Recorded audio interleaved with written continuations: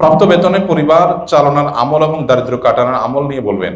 প্রাপ্ত বেতনে পরিবার কিভাবে চালাবেন এবং অভাব কিভাবে দূর করবেন? উত্তর হলো, চাহিদা যত কমায় ফেলতে পারবেন অভাব তত তাড়াতাড়ি দূর হয়ে যাবে। এটাই হলো আমল, এটাই হলো বেসিক্যালি আমল, যে আমাদের চাহিদা যদি আমরা একেবারে সীমিত করে ফেলতে পারি।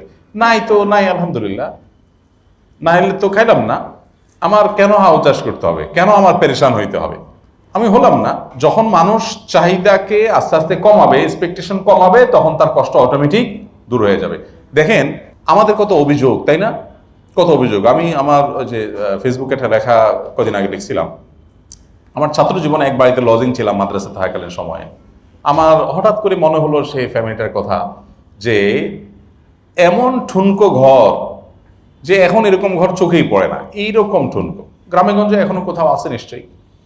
তো তারা বেচারারা একটা হাঁস না মোরগে ডিম পারতো, ওইটাই আমাকে ভেজে ভাত দিত তারা, এবং এইটা দিত যে তারা, মানে আমার কাছে এখন বুঝি, তখন তো ছোট ছিলাম, এখন ফিল হয় যে তাদের মধ্যে কোনো দুঃখ ছিল না, তারা খুব খুশি ছিল যে একটা মাদ্রাসার ছেলেকে সে লজিং রেখেছে, এবং সে কোনো দারিদ্র আছে তার, এরকম কোনো ফিল তার মধ্যে আছে বলে আমার মনে হয় না।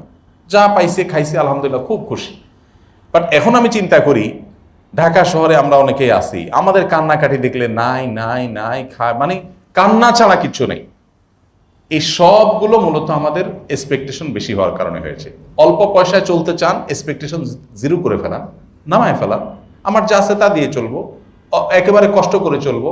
সাহাবা ইকরামের কথা চিন্তা করেন, নবী করিম সাল্লাল্লাহু আলাইহি ওয়াসাল্লামের বাসায় খেজুর এবং পানি, এই দুইটা ছাড়া আর কিচ্ছু ছিল না, দুই আইটেম, শুধু পানি আর খেজুর। মাসকে মাস গেছে, চুলায় আগুন জ্বলেনি, চুলায় আগুন। চিন্তা করেন, এক সপ্তাহ রান্না করা খাবার না খাইলে আমরা পাগল হয়ে যাব। এক সপ্তাহ যদি শুধুমাত্র শুকনা বিসি টিসি এগুলা খেয়ে থাকা লাগে, নিউজ হবে রীতিমতো মিডিয়াতে, এক সপ্তাহ ধরে ভাত খায়নি, তাই না? বন্যায় 8 দিন হয়েছে চুলা রান্না হয়নি, সুবহানাল্লাহ, লিড নিউজ হচ্ছে না?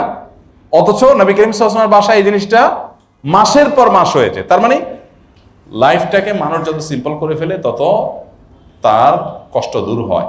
তো এই জন্য অল্প টাকায় অল্প বেতনে চলার জন্য এক্সপেকটেশনটাকে কমিয়ে আনাটাই হলো মূলত আমল।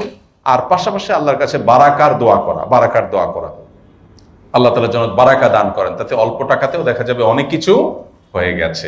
সেই দোয়াটা করা এবং বারাকা লাভের আমলগুলো করা। আল্লাহ তাআলা বলেছেন, ওয়ালাউ আন্না আহলাল কুরা আমানু ওয়াত্তাকাউ লাফাতাহনা আলাইহিম বারাকাতিম মিনাস সামা। কোন জনপদের লোকেরা যদি ঈমান আনার পরে তাকওয়া অবলম্বন করে, আল্লাহ বলেছেন আসমান থেকে আমি বরকতের বহু দুয়ার তাদের জন্য ওপেন করে দিব। এই জন্য অল্প টাকাতে অনেক বরকত হবে, অনেক কল্যাণ হবে, ফিল হবে না কষ্ট অভাবটা, যদি আমরা তাকওয়া অবলম্বন করি, আল্লাহকে ভয় করে চলি এবং মুত্তাকিদের কাতারে শামিল হই। আমার পিতা আমার মায়ের উপর অনেক জুলুম করেন, সেক্ষেত্রে আমি বাবাকে কিছু বললে আমার উপরে মন খারাপ করেন, এক্ষেত্রে আমার করণীয় কি? পিতামাতার বিষয়টা একটু স্পর্শকাতর। যদি দেখা যায় যে খুব বেশি জটিল হয়ে যাচ্ছে, আমি এখানে ইন্টারফেয়ার করলে বাবা মা মানে মন খারাপ করছেন, তো সেক্ষেত্রে আপনি নাসিহার লেভেল পর্যন্ত, উপদেশের লেভেল পর্যন্ত যেতে পারেন, কিন্তু আপনি সেখানে এমন কিছু করতে পারেন না যে এইটা আরেকটা আপনার অনধিকার চর্চা হয়। অর্থাৎ বাবাকে আপনি গালিগালাজ করলেন, তার উপরে আপনি ফোর্স করা, এটা আপনি করতে পারেন না।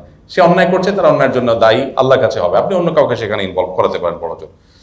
আমি বর্তমানে বাংলাদেশে একটি সরকারি ব্যাংকে কর্মরত। ব্যাংকে চাকরি করার বিষয়ে অনিচ্ছা থাকা সত্ত্বেও এখনো ছেড়ে দেওয়া সম্ভব হচ্ছে না। এ থেকে উত্তরণে অনেক চেষ্টা চালিয়ে যাচ্ছে। এই মুহূর্তে কিছু করণীয় থাকলে উপদেশ দিবেন। বা বিকল্প কোনো কিছু পাওয়ার আগ পর্যন্ত আপনি এটা কন্টিনিউ করতে পারেন, বাট বিকল্প পাওয়ার জন্য আপনাকে সে সিরিয়াসলি চেষ্টা করতে হবে। চাকরি না থাকলে যেরকম করতেন সেরকম, এখন চলতেছে, চলুক না, আমি কোন রকম চেষ্টা করছেন এটা না। যদি আপনি সিরিয়াস চেষ্টা করেন, তাহলে শুধু ব্যাংকে চাকরি ওই পর্যন্ত আপনি চালিয়ে যেতে পারেন। আস-সুন্নাহ ফাউন্ডেশন, উম্মার স্বার্থে সুন্নাহর সাথে।